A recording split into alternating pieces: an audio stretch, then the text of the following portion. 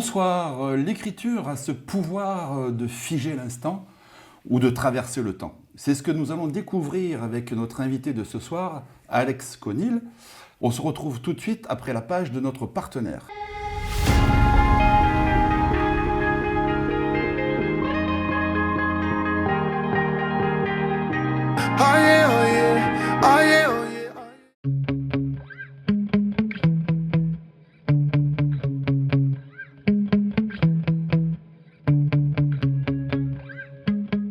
Bonsoir Alex. Bonsoir. L'écriture, il y a longtemps que vous avez croisé son chemin? Alors, il y a différentes formes d'écriture.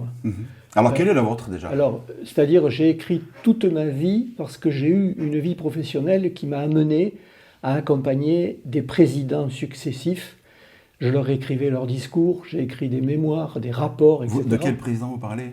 Président des fédérations régionales du bâtiment, pas du président de la République. Ah, ça aurait pu. Non, pas du tout. Non, c'était des présidents et il fallait les accompagner, quoi. Et donc, j'ai beaucoup écrit, mais pendant 40 ans, quoi. En gros, 38, 40 ans. Et j'ai toujours eu envie d'écrire autre chose. Et quand je suis arrivé à la retraite, comme beaucoup de gens, je me suis mis à écrire. Et j'ai deux passions, en fait. C'est l'image et le verbe. J'écris beaucoup et je fais beaucoup de photos.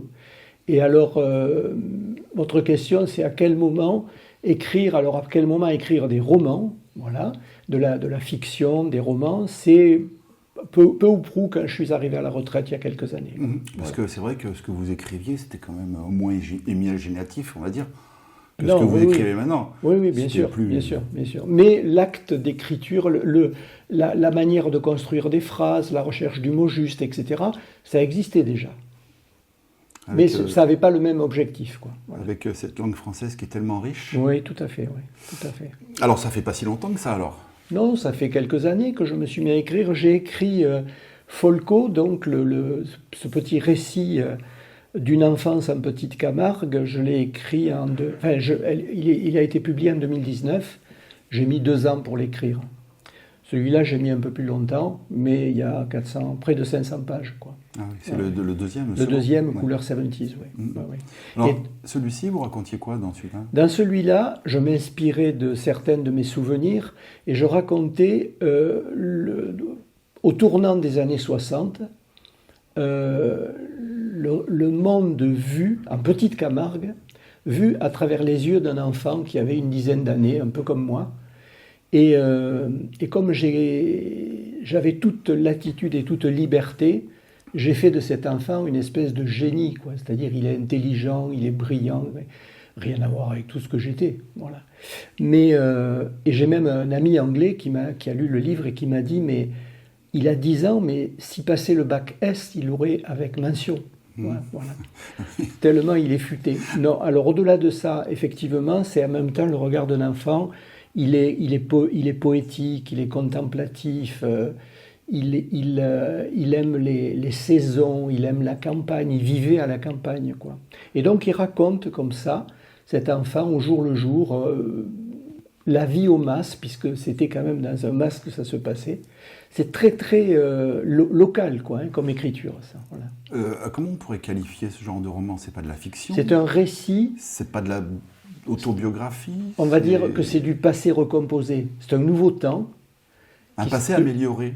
Moi, j'aime bien dire passé recomposé en référence aux conjugaisons qu'on a tous en tête. Oui, voilà. oui.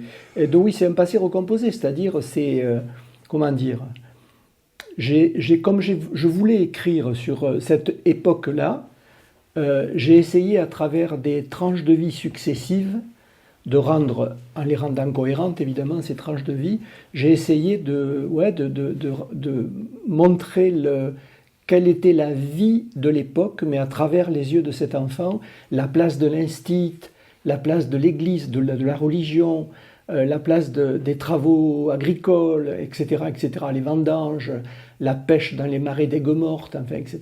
Voilà. Ah oui, donc vous transmettez quand même des situations qui existaient, qu'on retrouve peut-être plus maintenant, justement. Avec le recul, aujourd'hui, là, tout ce que j'écris depuis que j'écris, depuis que j'écris à la retraite, et ce que je suis en train d'écrire à nouveau, qui n'a plus rien à voir avec Folco, c'est un travail sur la mémoire. Je suis passionné par ça, par la mémoire. Et j'ai envie de l'explorer. Ce qu'on disait, c'est la transmission pour les générations futures, probablement. Alors, quelquefois, les générations futures n'en ont que faire de ça. Mais, malheureusement. Voilà. Mais, voilà. En plus, je crois c'est là. On attache un côté un peu particulier du livre avec le papier. On est d'accord. Le livre sur Internet.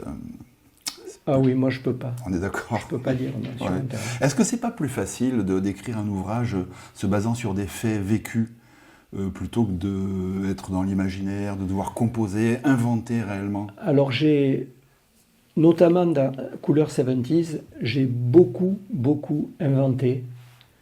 J'avais envie d'inventer parce que c'est le propre du travail d'un auteur. J'ose pas dire écrivain parce que ce serait...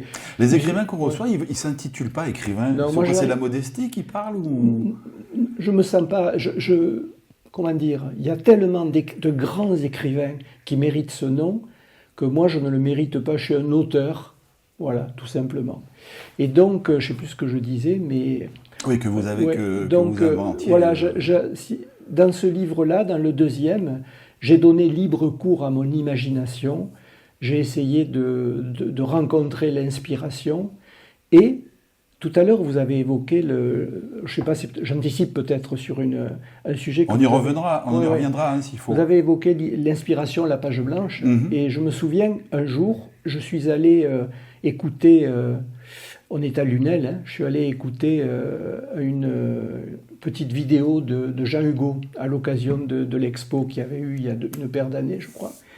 Et j'ai entendu dans son jardin du Mas de Fourques, c'est ça, Jean Hugo qui disait il faut donner rendez-vous à l'inspiration. Il ne faut pas y aller comme ça au pif en disant peut-être que j'aurai l'inspiration, peut-être que je ne l'aurai pas. Il faut lui donner rendez-vous régulièrement.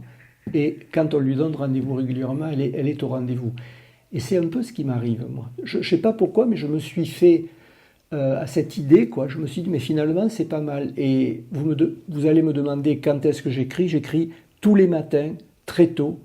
J'ai la malchance de ne pas bien dormir. Je me réveille très tôt, mais très tôt, c'est 4 heures, hein. C'est pas 6 heures. Et donc, c'est là que j'écris le mieux. Est-ce que ça voudrait dire que vos idées ont germé durant la nuit ? Ouais, ou durant toute ma vie, quoi. La vie qui précède, la nuit qui précède et la vie qui précède. Parce qu'il a dit que c'est vrai que la nuit est favorable pour les créatifs. Il m'arrive quelquefois c'est une petite anecdote, on peut se permettre une anecdote, mais très courte. Un matin, je me réveille, et en me réveillant, j'aime bien jouer avec les mots, donc, et je me dis, ma garde-robe s'est étoffée au fil des ans. Et je trouvais que c'était marrant quand même. Ma garde-robe s'est étoffée au fil des ans. Et j'ai eu envie de le mettre sur Facebook. De temps en temps, je mets des phrases comme ça. Et alors là, c'était incroyable. Il y en a beaucoup qui m'ont dit, moi aussi, si tu voyais mon armoire, elle est pleine, etc. Et donc, c'est un lien avec ce que vous me demandiez, c'est-à-dire, effectivement, on est un tout petit peu inspiré quand on se lève, quand on se réveille, quoi. Alors, pourquoi vous écrivez J'écris parce que j'en ai besoin.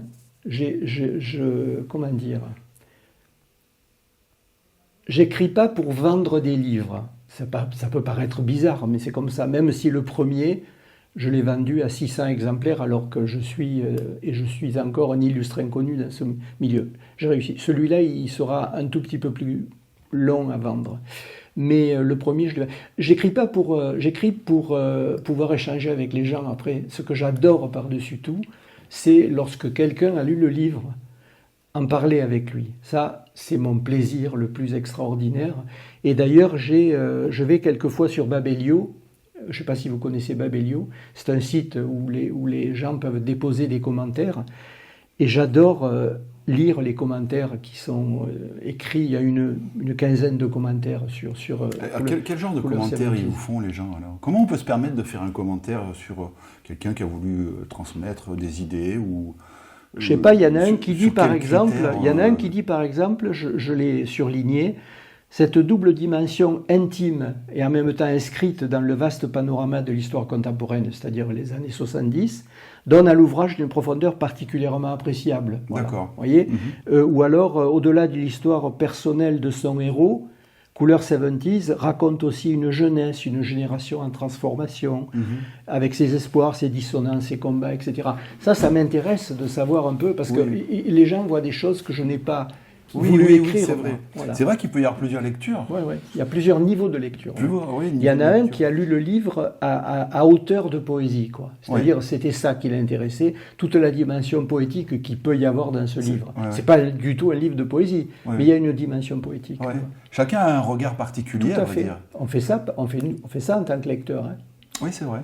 Moi, il y a des livres il y a des livres que je lis d'une certaine manière en fonction de l'a priori que j'ai vis-à-vis de l'auteur, etc. Il y a des a priori favorables. Quand je rentre dans un livre de Sylvain Tesson, j'ai pas de souci, je sais que je vais me régaler et que je vais voyager pendant quelques heures avec lui. Voyez ? Je crois qu'inconsciemment, on a des critères qui vous dictent justement la façon dont vous allez approcher cette lecture. C'est vrai. Alors, vous me disiez, il n'y a pas de... Enfin, si, vous vous imposez quand même un certain rythme d'écriture. Oui, alors j'écris quelques fois dans la journée, mais rarement, c'est vraiment le matin. C'est une espèce de rituel, un rendez-vous que j'ai avec moi-même, et avec l'ordinateur, et avec le texte que j'ai déjà écrit et dont je poursuis l'écriture. Oui, on peut dire qu'il y a un rituel matinal, matutinal, aurait dit un journaliste de France Inter à l'époque, il adorait ce mot. Un rendez-vous matinal avec moi-même pour écrire. J'écris à ce moment-là, oui. C'est là où l'inspiration est la meilleure, quoi. Ça ne devait pas être évident au début. Parce que là, vous êtes venu justement dans une certaine routine qui vous a exercé, qui vous a préparé. Chaque fois qu'il m'a fallu écrire dans ma vie, mais d'aussi loin que je me souvienne, même quand je faisais des études, quoi. Chaque fois qu'il m'a fallu écrire quelque chose d'important, de structuré, de réfléchi, c'était toujours très très tôt le matin, même il y a 50 ans. Quoi. Voilà. Parce que comme on disait tout à l'heure, là, peut-être que c'est la nuit que le cerveau est peut-être aussi en ébullition. En ébullition, bien qu'on dise qu'il est en sommeil, enfin qu'il se repose, mais... Perso, j'y comprends pas grand-chose dans le cerveau, donc je ne sais pas, mais c'est intéressant. Alors, est-ce que vous avez... ça fait combien de temps, vous m'avez dit? Ça fait quelques années? Oui, ça fait près de 10 ans que je me suis mis à écrire. Régulièrement, systématiquement, vous avez ce besoin? Oui, quasiment tous les matins. Il m'arrive de ne pas le faire, si je suis fatigué ou si je me lève un peu plus tard et tout ça. Ou si je suis à Bruxelles pour aller voir mon fils, ou vous voyez, des choses comme ça. Mais sinon, oui, j'écris. Y compris le week-end? Oui, le week-end. Il n'y a pas de dimanche. Vous n'avez pas de vacances? Et quand je pars en vacances, je prends l'ordi, parce que je me dis, on ne sait jamais. Et en général, j'écris un peu aussi quand je suis en vacances. Je ne pars pas très souvent en vacances. Vous trouvez de l'inspiration au quotidien aussi, dans ce que vous observez, dans les endroits où vous trouvez? Bien sûr, parce que j'ai parcouru quand même votre site, et j'ai vu qu'il y avait des photos qui étaient... vous êtes un contemplatif. Oui, j'aime beaucoup faire des photos de nature. En fait, s'il fallait définir... J'arrive à cette conclusion à l'instant même. Je crois que je ne me l'étais jamais dit, ça, auparavant. Quand vous me parlez des photos et des textes, en fait, j'ai l'impression qu'à travers mes photos et à travers les textes, j'enjolive la vie, en fait. Et j'aime bien enjoliver les relations entre les gens, j'aime bien enjoliver les gens eux-mêmes, quoi, en faire des gens bien, des gens qui ont des valeurs, etc. Alors, de temps en temps, il y a quelques racailles, pas racailles, mais quelques salauds dans l'histoire. Vous vous arrêtez pas sur leur profil? Non. Mais voilà. Et donc, les photos, c'est pareil. Une photo, c'est pas objectif, sans jeu de mots, voilà. C'est pas objectif. On choisit de faire une photo, de montrer dans un cadre une partie de la vie, quoi. Et mes photos, elles montrent la beauté. Voilà, c'est ça qui m'intéresse. Je crois qu'il y a une photo qui représente un champ de blé ou de verdure avec un coquelicot. Oui, avec des coquelicots. Ça a été fait à la Jacette il y a très peu de temps. C'est une de mes dernières photos. Et je l'adore, cette photo. Elle est très jolie, quoi. Voilà. avec la note chantante, le point Ouais, rouge qui... Ouais, ouais. Alors, vous nous parliez de Folco dans le premier ouvrage. Le second, vous pouvez nous en dire quelques mots? Alors le second, c'est... Alors là, Folco avait 10 ans, et là, il en a 19 quand ça commence. Hein, oui, à peu près 19 ans. Il avait 17 ans en 68, Folco, donc voilà, il avait à peu près 19 ans là. Et en fait, il entre dans le monde adulte en même temps que les 70s. Il a la chance d'avoir 20 ans, c'est son aubaine la plus extraordinaire, c'est d'avoir 20 ans en 70, peu ou prou. Hein. Et donc il rentre dans le monde des adultes en même temps qu'il découvre la politique, qu'il découvre la libération des mœurs, qu'il découvre la musique, etc. Et qui sort de sa famille aussi. Et il découvre les voyages, il découvre d'autres gastronomies. Il va vivre en Angleterre pendant quelque temps, ce que j'ai fait personnellement. J'allais vous dire, c'est un peu vous? Oui, c'est un peu moi, mais c'est moi toujours pareil, recomposé. Hein, voilà. Donc, si vous voulez, c'est en fait dans Couleur 70s, on suit une dizaine d'années de la vie de Folco à travers, avec en toile de fond, tous les événements politiques qui se sont passés, je sais pas, le référendum loupé de Gaulle, enfin, etc. Les élections successives, parce Folco a été très, très influencé par la politique dès qu'il est sorti de sa coquille, quoi. Dès qu'il est sorti de la maison, il a eu envie il s'est beaucoup, beaucoup intéressé à la politique. Et donc, en toile de fond, il y a toujours tous les événements politiques, il y a aussi les événements musicaux comme l'île de White, il a eu la chance, Folco, parce que j'ai moi-même eu la chance d'être sur le Larzac le jour où Mitterrand a atterri sur le Larzac en 1974 avec son hélicoptère et qui s'est fait rabrouer. Il était bien déçu parce qu'il a dû repartir sans pouvoir parler du tout aux manifestants. Et donc, et le Larzac, là j'ai un chapitre là-dessus, je le raconte parce que c'est très emblématique d'une certaine époque, d'une certaine jeunesse. Il y avait beaucoup de hippies, il y avait évidemment beaucoup de hashish, etc. Le livre, il est parsemé de tout ça. En fait, il y a un personnage central qui est Folco, et il y a un deuxième personnage qui sont les 70s, quoi. C'est un personnage à part entière. Oui, c'était votre façon de compter un peu cette période. Ouais. J'avais envie de raconter cette période-là. Non, il se trouve que ça a été une période extraordinairement agréable pour moi, quoi. C'est la période de mes études, puis à la fin je me suis marié à la fin des années 70, j'ai rencontré la femme de ma vie, comme on dit. Et puis entre-temps, j'ai voyagé, j'ai fait plein de choses. Et Folco, j'essaie de restituer ça dans Folco, quoi. Voilà. Et vous pensez que vous pourriez remettre en scène Folco dans une période autre que celle-ci? Non. Ce serait pas possible? Non. Enfin, si, c'est possible. Je peux toujours imaginer Folco au boulot, quoi. Hein. Mais après, est-ce que ça serait intéressant? Je suis pas sûr. Là, j'ai la prétention de croire, et tous les gens qui l'ont lu me le confirment, que dans 70s, c'est intéressant, parce qu'on découvre des choses, on retrouve des choses, c'est un rendez-vous avec l'histoire un petit peu. C'est ça, c'est une période très, très dense. Oui, mais modestement, mais bon, il n'empêche qu'à travers tout ce que je raconte, on perçoit tout ce qui s'est passé sur tous les plans pratiquement pendant cette décennie. D'ailleurs, quand j'ai trouvé le titre, Couleur 70s, j'ai trouvé assez rapidement.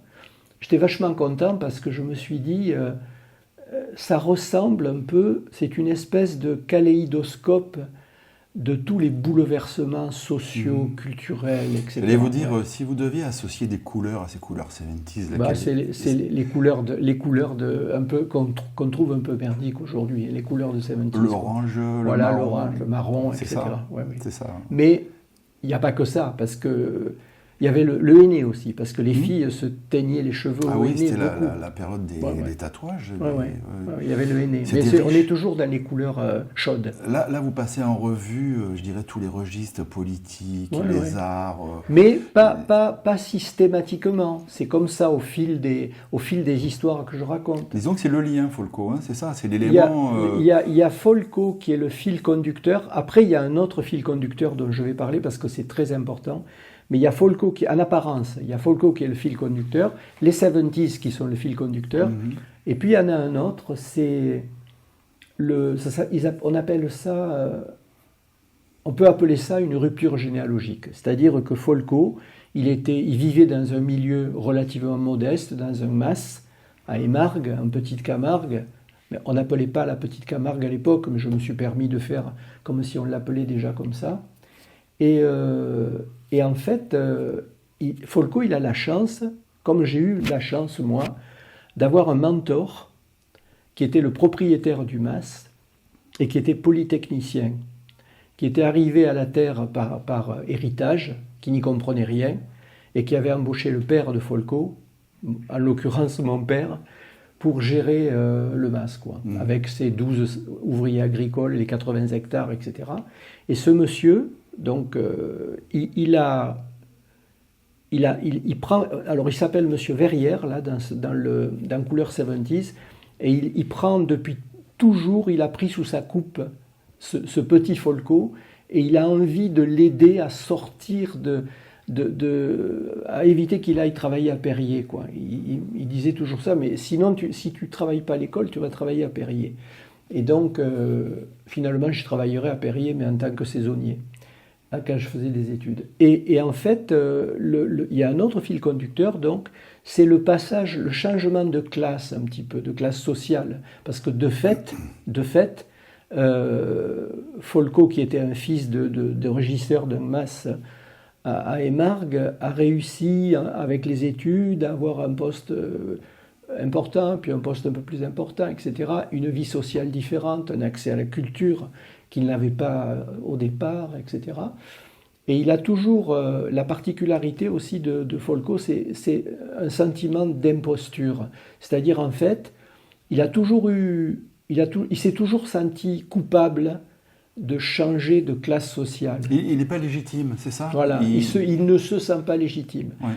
Et bien plus tard, là, c'est pas raconté là parce qu'on s'arrête à la fin des années 70, mais bien plus tard, si j'écrivais la suite, je raconterais que bien plus tard, il se retrouve quelquefois à Paris à intervenir devant 400 personnes et il se dit mais je ne devrais pas faire ça, c'est pas ma place. J'ai pas droit à ça, vous voyez ce que je veux dire?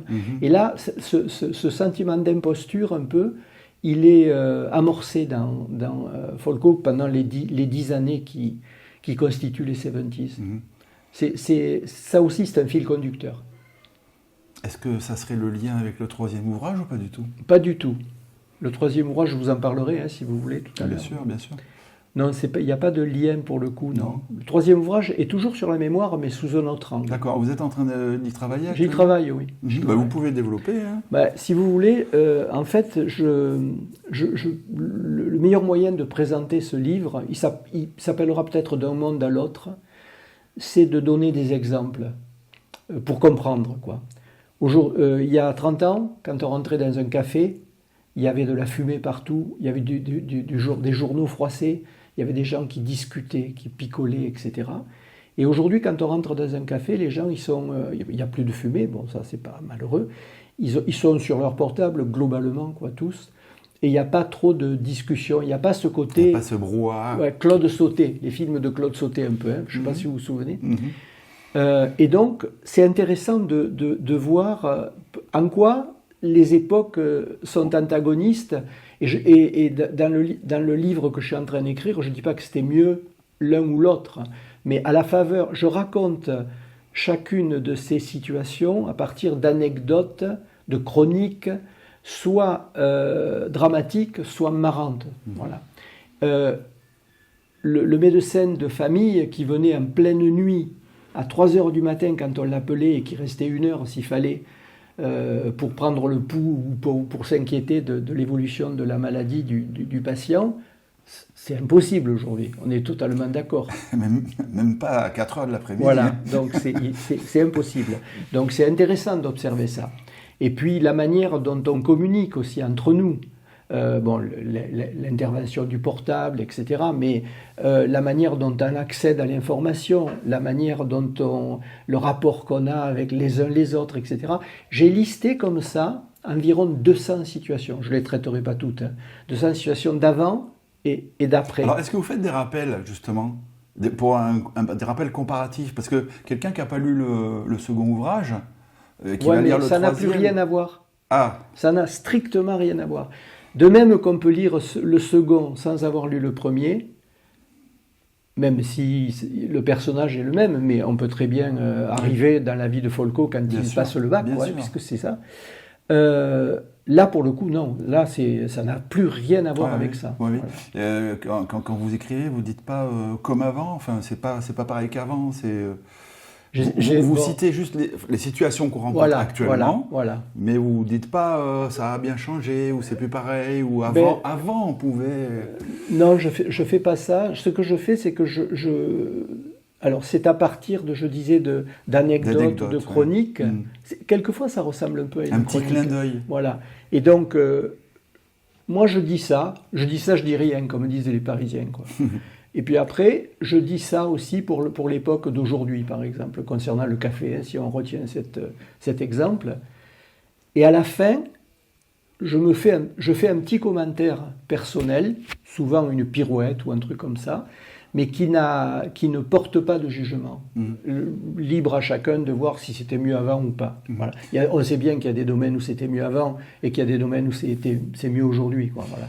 Ce que je vais vous dire, la société actuelle est inspiratrice. Oui. Quand vous voyez ce qui s'y passe, bien sûr. C'est pour ça course. C'est pour ça que ça m'inspire. Oui. Mais je me réfère aussi à l'histoire du médecin, par exemple. C'est intéressant quand même de voir ce que la médecine est devenue, parce qu'en même temps, elle a énormément progressé. Et quand on va à l'hosto, on le voit bien, quoi. Et puis, malgré les problèmes que rencontre la Sécu, on est vachement bien soigné, etc.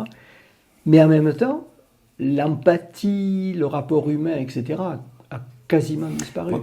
Pendant que vous me parlez, je visualise les téléconsultations médicales. Alors, vous me parliez du médecin qui ne se dérange pas. Il ne se dérange plus, de toute façon.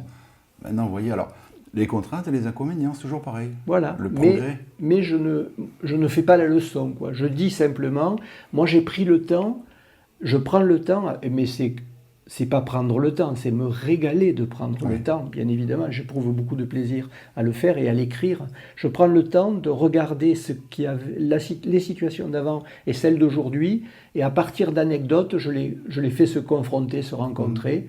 Après, libre lecteur. Mais on sent que vous savourez ces comparatifs. Hein. Oui, j'aime ça, j'aime ça. Parce que c'est aussi un travail sur la mémoire. Oui, et comme on disait, la transmission, ce qu'il y avait avant, ce qu'il y a maintenant, et peut-être ce qu'il y aura dans le futur. Vous ne voulez pas aller sur ce terrain-là, sur l'anticipation. Encore que comme moi, j'utilise l'intelligence artificielle de temps en temps, notamment en photo, quand il y a des réglages extrêmement subtils dans des situations bien particulières, je vais sur ChatGPT ou sur Mistral, et donc oui, j'évoque ça, forcément, mais très très peu. C'est un débat qu'on a souvent, là justement, quand je reçois des photographes, écrivains, je leur dis quel est le regard vous avez sur l'IA ? Ils acceptent. Moi, non seulement je l'accepte, mais je crois que je suis conscient des dangers que ça représente. Aujourd'hui, si vous allez sur ChatGPT, vous donnez votre photo à ChatGPT et vous lui dites « Faites-moi un portrait signé Harcourt ». Vous connaissez le Harcourt à Paris. Bien sûr, je crois que ça doit coûter 3 000 ou 4 000 euros, une photo chez Harcourt. Et vous avez, je l'ai expérimenté, vous avez la même photo avec la même signature Harcourt. C'est absolument scandaleux que ce soit possible. Ce que j'allais dire, c'est dangereux, bien sûr. C'est scandaleux. Donc et puis ça n'est pas le seul danger. Il y a des dangers par rapport à l'emploi, par rapport à la peut-être même à l'intégrité des personnes parfois. Mais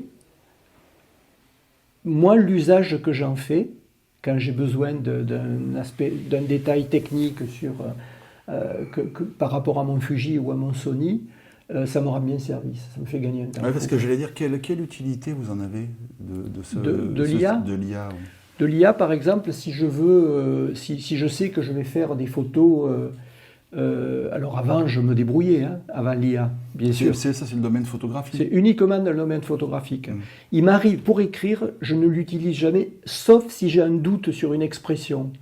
Ça m'arrive de me dire, mais est-ce que c'est bien français ça, ouais, quand j'écris? Et donc là, je leur demande. Voilà, à utiliser avec certaines limites. Oui, mais parce que sinon, il ne faut pas, parce que sinon, ils ont tendance à envahir, quoi. Oui. Ouais. Ou à peut-être reformuler comme ça ne vous plaît pas. Ou, ouais. Mais de toute façon, c'est vous qui décidez au final, hein, quoi qu'il arrive. Oui, mais bon, on a tendance à se laisser influencer. Mais quand j'ai vraiment un doute sur une expression, et ça m'arrive évidemment souvent, dès qu'on écrit, on est parsemé par le doute, quoi, parcouru par le doute. Puis alors l'orthographe. Oui. J'ai la chance de ne pas faire de faute d'orthographe, donc vraiment, je fais partie de cette petite catégorie de gens qui ne font... Et vous savez que, c'est juste une autre parenthèse, j'organise avec l'association Oral à l'UNEL, tous les mois je fais une dictée, j'ai 30... vieilles dames qui viennent faire une dictée à 5 heures du soir, même en hiver, tous les mois. Et j'organise 2 fois par mois un atelier de prise de parole en public avec des retraités aussi. Ah ouais, c'est parfait ça. Ah ouais. Et donc, je ne sais plus pourquoi je vous ai dit ça, mais dictée, par rapport à la dictée. Et on parlait de l'IA et tout ça, qui était un peu... qui influençait, mais certainement pas toujours... dans le bon sens. Dans le bon sens, c'est ça, ouais. Donc, alors, vous pensez mettre combien de temps pour écrire ce 3e livre? Je n'en ai aucune idée. Peu importe, à vrai dire. Oui. Là, c'est le second, là, c'est... 300 pages? Presque 500. 500? 470. Sont des milliers d'heures de travail. Des milliers d'heures, pas des centaines, des milliers. Parce que, forcément, il faut les écrire, les 500 pages. Surtout qu'il m'arrive quelquefois d'écrire un paragraphe, ou 2, ou plus, ou un chapitre, et puis de le laisser macérer comme ça, de l'isoler et de ne plus m'en occuper. J'y reviens une semaine après, c'est tellement nul que je jette tout à la poubelle. J'allais vous poser la question. Est-ce que vous revenez systématiquement sur vos écrits qu'au début vous trouvez correct, et puis finalement vous apercevez qu'après c'est pas possible? Je fais ça, en permanence. Est-ce qu'on acquiert un style particulier à force d'écrire? Il paraît que j'en ai un, mais je ne sais pas, moi, je ne peux pas répondre à cette question. Ouais. Il y a des styles que par exemple, je suis lecteur, évidemment, je lis beaucoup, même si je ne lis pas assez en ce moment, parce que j'écris trop, mais je lis beaucoup. Et quand je prends un livre de Modiano, par exemple, c'est un monument, Patrick Modiano, hein, il me tombe des mains, je suis incapable de lire Modiano. Ah bon, qu'est-ce que vous y reprochez? Je n'aime pas son style, voilà. Je suis incapable de tenir le coup, plus de 3, 4, 5 pages, et je le pose après. Alors qu'il y a des gens dont on dévore le style, dont on dévore l'écriture.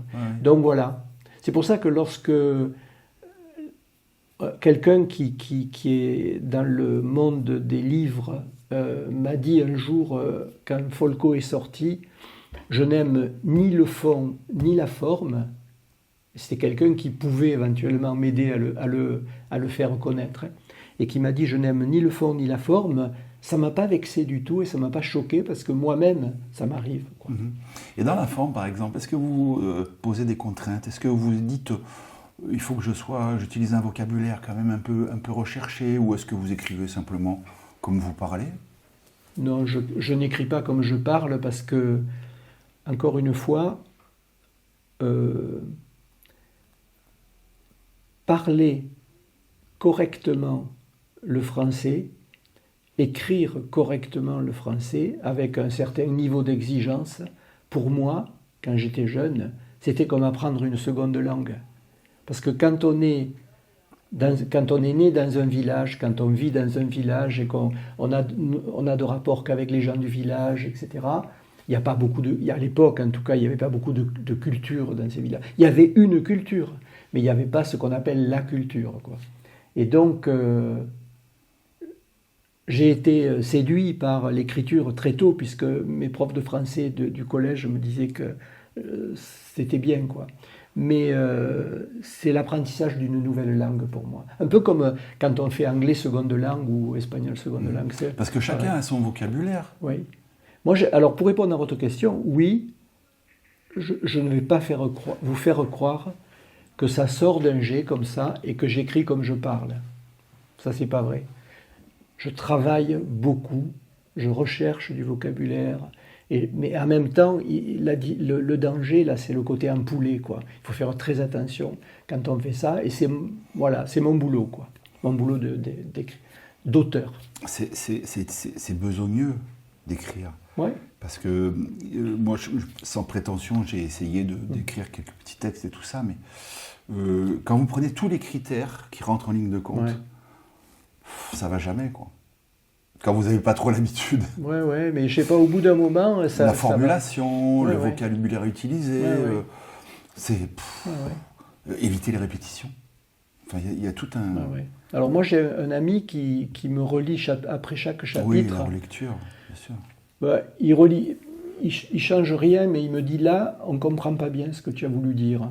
Ou alors là, tu as mis 3 fois le même mot dans le chapitre, peut-être le même terme dans le chapitre. Mais sinon, non, c'est pas un travail pour moi, ça. C'est agréable. Non, à faire. Quand on aime, bien sûr, mais peut-être qu'on s'en rend même pas compte. Hein. Non, je m'en rends pas compte. Non. Je fais ça un peu, non pas naturellement, mais puisque je disais le contraire il y a 2 minutes. Mais avec une certaine facilité maintenant. À force d'écrire. Oui. C'est ça. On acquiert cet exercice. Et de lire. Force d'écrire et de lire. Oui, parce qu'on s'imprègne aussi de ce qu'on lit. Bien sûr. On mémorise. Est-ce que vous pouvez nous dire où on peut trouver vos ouvrages ? On peut tous les trouver, les 3, là ? Enfin, celui qui n'est pas écrit, bien sûr. Non, celui qui n'est pas écrit, non. Mais les deux, on les trouve dans n'importe quelle librairie, y compris à Lunel. Celle-ci, là ? Oui, mais si on le commande. Voilà, il faut le commander parce qu'ils l'ont. Je crois qu'ils en avaient 1 ou 2 à une époque là, mais je ne sais pas où ils en sont. Mais il y en a beaucoup. Il y a pas mal de livres que j'ai vendus qui sont passés par la librairie Cambé, mais d'autres qui sont passés par ailleurs. On peut même alors ce qui est le plus surprenant, c'est qu'il y a des gens qui le commandent sur Amazon et qui l'ont le lendemain avant midi. Je ne sais pas comment fait Amazon, je ne sais rien, c'est un mystère. Il y a une sacrée logistique, oui, effectivement. Et alors que si vous allez chez Cambé, il faut 3 jours, quoi, on en revient toujours à cette problématique de différence entre actuellement... Ceci dit, le livre, donc, on le trouve partout, il suffit de le commander, quoi. Voilà. On parlait tout à l'heure des projets, donc c'est ça votre projet, hein, c'est l'écriture du 3e. Oui, l'écriture du 3e, oui. Et vous avez des événements à venir, non ? Vous faites des signatures Alors j'en fais pas beaucoup, parce que ça ne m'enchante pas, mais j'en fais un peu quand même, quoi. Alors normalement, j'ai un petit souci, ça risque de tomber à l'eau de mon fait. J'avais une soirée à la médiathèque de Lansargues, parce que là, il y a un intérêt. Voilà. Je fais ça quand il y a un intérêt, quoi. J'étais à Nîmes, il y a un restaurant sur la place Séverine, sur l'avenue Jean Jaurès, qui organise régulièrement des vernissages d'expositions de peinture, et en même temps, ils font venir un auteur local. Donc moi, j'ai passé une soirée...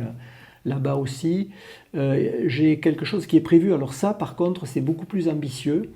Je ne sais pas si vous savez, mais à Saint-Laurent-des-Gouzes, il y a 2 personnes, 2 dames, anciens médecins du village, qui organisent des cafés citoyens et qui regroupent chaque fois 80 ou 100 personnes.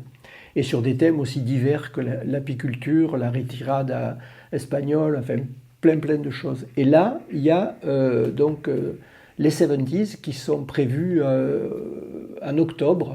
Et j'ai déjà travaillé sur le contenu de cette soirée, parce que ça va être une vraie soirée. J'ai des amis qui vont venir jouer de la guitare et chanter des chansons de cette époque. Des 70s, bien sûr. Voilà. Bien sûr. Donc, mais j'en fais pas beaucoup. J'en fais pas beaucoup parce que le service après-vente, c'est ce qui m'intéresse le moins. Je sais qu'il faudrait le faire. Résultat des courses, bon, j'en vends pas des masses. C'est pas... Les artistes et les commerciaux sont pas souvent sur la même ligne. Et avant, je ne savais pas que c'était ça, mais je comprends maintenant, a posteriori, Jean-Pierre Bacry qui disait qu'il avait horreur. Vous savez, c'est ce que font les acteurs quand ils ont tourné dans un film, il faut qu'ils aillent le vendre à la télé, etc. Ah ouais, c'est la promo. Hein. Il détestait ça et je peux comprendre pourquoi. Mais bon, il faut le faire un petit peu. C'est pas le plus agréable. Après, Voilà. c'est du respect aussi vis-à-vis Oui, des oui, lecteurs. bien Hein, sûr, bien sûr, ouais, bien sûr. Avant de terminer, est-ce que vous auriez un petit mot à dire à nos téléspectateurs, un rendez-vous à fixer par exemple? Ben, j'ai envie de leur fixer ce rendez-vous. Ce sera sans doute le plus important pour moi. C'est le rendez-vous à la rentrée au Café Citoyen de Saint-Laurent-des-Gouzes. Parce que c'est une vraie soirée, structurée comme une soirée, quasiment comme un spectacle. Et j'ai commencé à y travailler dessus avec les 2 personnes en question. Et j'en attends beaucoup. Mais pas tellement pour vendre le livre, pour le faire connaître. C'est ça qui m'importe. Ce qui m'importe, c'est quand il y a des gens à Lunel là, qui ont acheté le livre et qui m'ont dit, il y a 3 ou 4 personnes dans mon entourage qui l'ont lu, ça j'aime, je trouve ça extraordinaire. Vous vous rendez compte? Vous écrivez là tous les matins chez vous, et puis il y a 4, 5, 6, 100 personnes, 200 personnes, 300 personnes qui lisent le livre. C'est génial. Ça. Qui ressentent peut-être ce que vous avez voulu exprimer, certainement. C'est bien ça, ouais. Moi, ça me plaît, ça. Alex, merci beaucoup. Je vous en prie, merci à vous. Et bon courage pour la suite, parce que ça va être un pavé. Bon, je vais essayer de faire quelque chose quand même qui soit beaucoup moins lourd que ça, parce que c'est quand même un peu long à lire. Bon, 300 pages maximum, et ça va s'appeler D'un monde à l'autre. D'un monde à l'autre, voilà. D'accord, très bien. Ouais. Merci beaucoup. Merci à vous. Au plaisir de se recroiser. Peut-être vous reviendrez Oui, bien sûr, avec plaisir. Voilà. Avec plaisir, ouais. Voilà, Lunel Hebdo, c'est terminé. On se retrouve jeudi. Comme d'habitude. Bonne soirée à vous.